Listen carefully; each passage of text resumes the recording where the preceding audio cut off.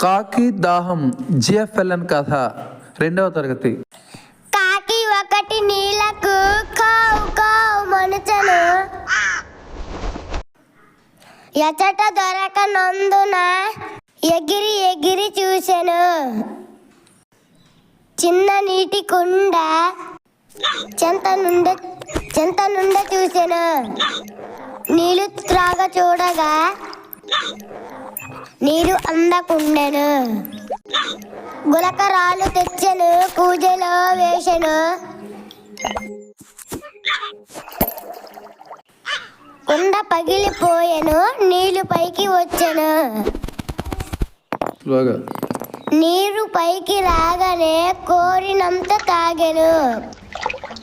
గుప్పురెగిరిపోయెను.